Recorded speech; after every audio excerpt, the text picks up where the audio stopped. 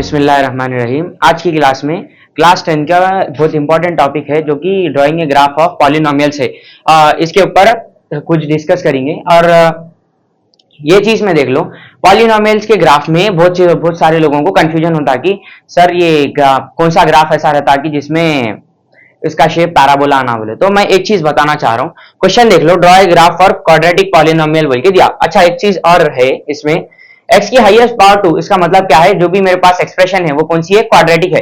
तो quadratic expression का हर main motive ये रहता कि उसका जो भी आप ग्राफ बनाते वो हमेशा क्या बनता, पैराबोलिक बनता। तो इसमें कंफ्यूजन होने की जरूरत नहीं है कि आपका जो भी ग्राफ आएगा वो पैराबोलिक आएगा या फिर नहीं आएगा। अब सीधा आंसर स्टार्ट कर देंगे। अब इसमें कैसा कर रहे हैं, ग्राफ बनाने के वास्ते सबसे पहले एक्स एक्सेस और वाई एक्सेस के लिए मैं कुछ वैल्यूज होना रहता, और दूसरी चीज इसमें जीरोस भी मालूम करना रहता ना। तो फर्स्ट स्टेप मैं क्या करता हूँ, ये रफ कॉलम वाला स्टेप है कि मैं ऑलरेडी एक किक स्टार्ट के लिए जीरोस मालूम कर लेता हूँ। X square plus 2x minus 3 equal to 0। तो इसके जीरोस कैसा हो जाते हैं, x square plus 3x minus x और next 3 equal to 0, x plus 3 और next minus 1 into x plus 3 equal to 0। तो x equal to minus 3 and next x equal to 1। मैं एक किक स्टार्ट यहाँ इसीलिए लिया क्योंकि मुझे भी एक आइडेंटिफिकेशन करना कि क्या पॉइंट पे y की वैल्यू 0 आना। तो अब आंसर मैं कंटिन्यू कर सकता हूँ। सबसे पहले मैं एक्सप्रेशन की वैल्यू क्या अज्यूम कर लिया, y बोल के अज्यूम कर लिया, और यहाँ पे अब मैं फर्स्ट लाइन में जो भी है x के वैल्यूज रखूंगा और यहाँ पे x के वैल्यूज एक एक करके ये दोनों में सब्स्टिट्यूट करेंगे, और फाइनल पार्ट ये तीनों, ये पूरे कॉलम का एडिशन हो गया तो y की वैल्यू आ जाती है। सबसे पहले देख लो, मैं स्टेप 1 रफ कॉलम वाला वर्क करा था कि जिसमें मेरे को ऑलरेडी किक स्टार्ट के वास्ते x की कौन सी वैल्यूज पे जीरोस आ रही वो मालूम हो गया था। x की माइनस 3 पे वैल्यू 0 आएंगी और x की 1 पे वैल्यू 0 आएंगी। तो वैल्यू सब्स्टिट्यूट कर दो। पहले माइनस 3 से सुनेंगे, मिनिमम मेरे को पॉइंट जो है वो 6 या 7 मोर देन इनफ हो जाते, ठीक है। तो x इक्वल टू माइनस 3 रखा, तो यहाँ पे एक्स स्क्वायर था ना, माइनस 3 का होल स्क्वायर, इसमें सब्स्टिट्यूट करे तो 9 हो गया। फिर इसके बाद next x equal to minus 3 पे 2x रखो, 2 इंटू माइनस 3, तो 2 3 जा 6, माइनस 6 आ गया आंसर। और लास्ट ये कांस्टेंट में तो x नहीं है तो ये एज इट इज हो गया। ऐड या सब्ट्रैक्ट कर लो, minus 6 minus 3 plus 9 which implies 0 हो गया। अब इसके बाद माइनस 2 रखेंगे वैल्यू, यानी अब यहाँ पे ये पूरा जो कॉलम है मेरे पास, इसमें जहां भी x दिखेगा वहां वैल्यू क्या रखने वाला हूं मैं, माइनस 2 रखने वाला हूं। तो माइनस 2 रखो, एक्स स्क्वायर दिया ना तो माइनस 2, एक्स हटा के माइनस 2 रखे, माइनस 2 का होल स्क्वायर क्या हो गया, 4 हो जाता। फिर इसके बाद माइनस 2x में सब्स्टिट्यूट करो, 2 इंटू माइनस 2 माइनस 4। फिर नेक्स्ट ये कांस्टेंट में तो x नहीं है तो ये एज इट इज आ गया। अब ये पूरों का एडिशन या सब्ट्रैक्शन जो भी हो रहा वो आप परफॉर्म करो, प्लस 4 माइनस 4 0 माइनस 3, तो आंसर क्या आ गया, minus 3। So next part minus 2 होगा, थोड़ा और इसमें डिक्रीज करेंगे वैल्यू, माइनस 1। अब यहाँ पे minus 1 at x equal to minus 1 पे y की क्या वैल्यू आ रही वो भी आइडेंटिफाई करना है ना। तो मतलब ये जो 3 कॉलम्स है इसमें जहां भी x दिखेगा, ये पूरे कॉलम्स में जहां भी x दिखेगा वहां पे वैल्यू क्या रखने वाला हूं मैं, माइनस 1। तो माइनस 1 यहां सब्स्टिट्यूट कर दिए, माइनस 1 का होल स्क्वायर क्या हो जाता, 1। फिर माइनस 1 2 इंटू एक्स में सब्स्टिट्यूट करें तो माइनस 2, और नेक्स्ट क्या हो गया, माइनस 3। फाइनल आंसर देख लो, 3 5 माइनस 4 आ गया। अगेन अब 0 आ जाता, ठीक है। मैं जो है माइनस 3 से वैल्यूज बढ़ाते जा रहा हूं और 0 के बाद हाँ वैल्यूज पूरे इंक्रीज कर लेते जाना है। अब ये जो ग्राफ है, सॉरी ये वाला जो कॉलम है, इसमें जहां भी x दिखा मैं वहां क्या रखने वाला हूं, 0 रखने वाला हूं। तो सब्स्टिट्यूशन स्टार्ट कर दो, यहाँ पे 0 रखा तो ये कैसा बन जाता, 0, और 2 इंटू 0 बोले तो 0, फिर minus 3 as it is. Final answer क्या आ गया, माइनस 3 आ गया। फिर इसके बाद next part x equal to 1 पे लेंगे, x equal to 1 at x equal to 1 पे अब नई वैल्यू क्या आ गई, 1। तो ये पूरे कॉलम में जहां भी x दिखा वहां पे नई वैल्यू मैं क्या सब्स्टिट्यूट करने वाला हूं, 1 सब्स्टिट्यूट करने वाला हूं। रखो एक्स स्क्वायर बोला यानी 1 का स्क्वायर क्या हो जाता, 1। फिर 2x बोला यानी x हटा के 1 रखो, 2 इंटू 1 विच इंप्लाइज 1 माइनस 3। तो आंसर क्या हो गया, 2 माइनस 3 माइनस 1। अब 2 ले लो, ठीक है, माइनस 1, ओके ओके, यहाँ पे 2 आ जाता। Final answer 0। फिर नेक्स्ट अब यहाँ मैं 2 रखा ना, तो यहाँ पे जो भी कॉलम, ये पूरे कॉलम में जहां भी x दिखेगा वहां पे क्या रखने वाला हूं मैं, 2 रखने वाला हूं। तो 2 का स्क्वायर क्या हो जाता 4, ये वाला कॉलम ये पार्ट फिल हो गया। अब 2 इंटू 2 हो रहा है ना, विच इंप्लाइज 4 एंड नेक्स्ट -3, तो फाइनल आंसर कैसा आ रहा 8 - 5, फाइनल आंसर 5।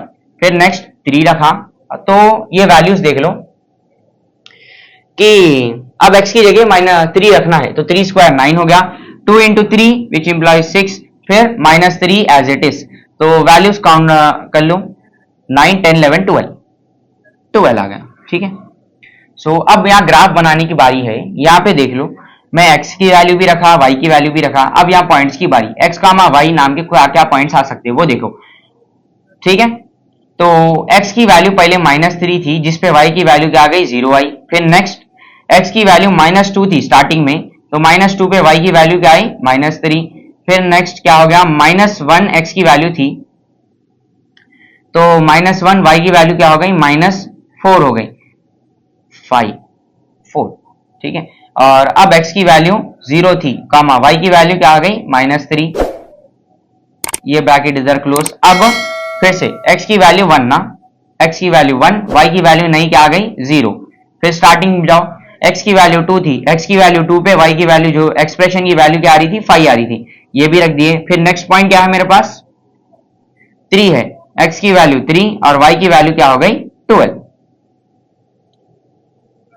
तो खैर अब यहाँ पे मैं पॉइंट्स भी अलॉट कर लिया। अब इसमें ग्राफ्स का प्लेसमेंट कर देंगे। हाँ, अब ये जो पॉइंट्स है पूरों को ग्राफ्स पे प्लेस कर देंगे। ये है y एक्सेस एंड ये x एक्सेस, ठीक है। ये ओरिजिन 0 हो गया।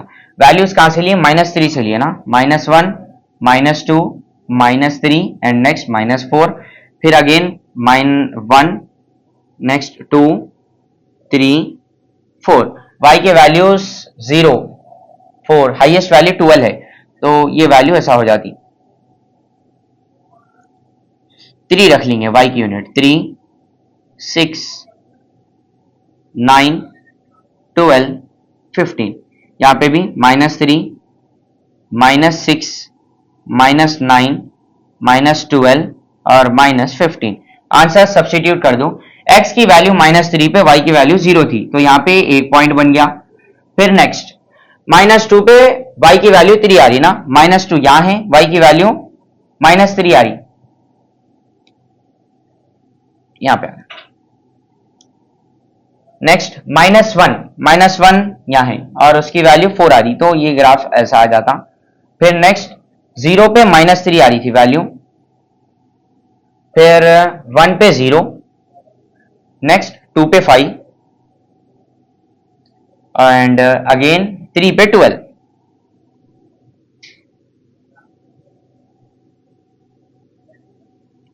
सो ये पूरे ग्राफ पॉइंट्स को एक साथ कनेक्ट कर दो,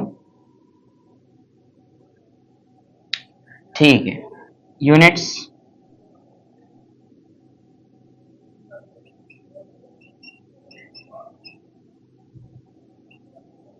is equals to 1 unit. Next y axis पे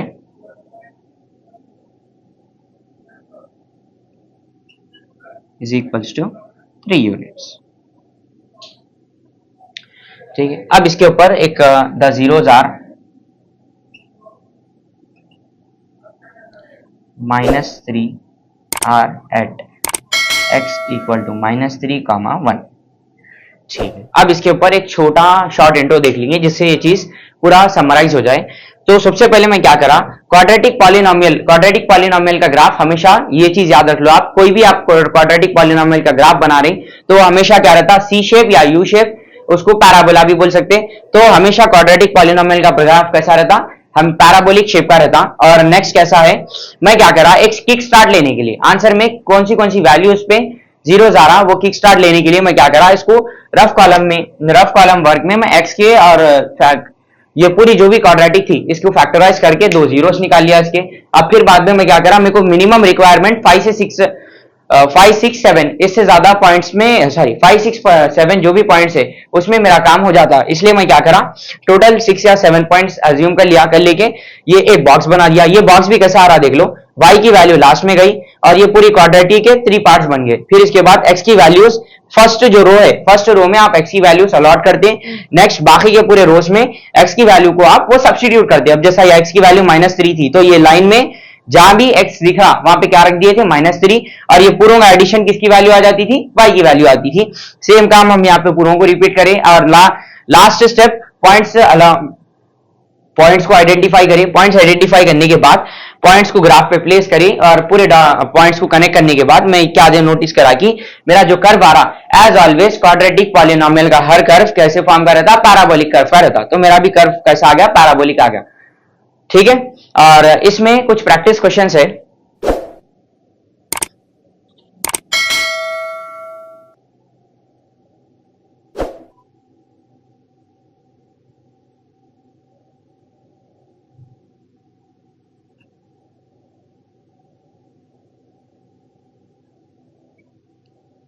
एंड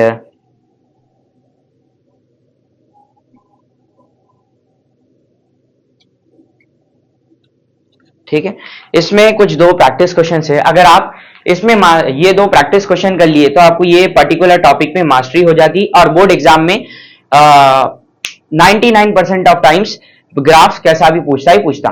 ठीक है।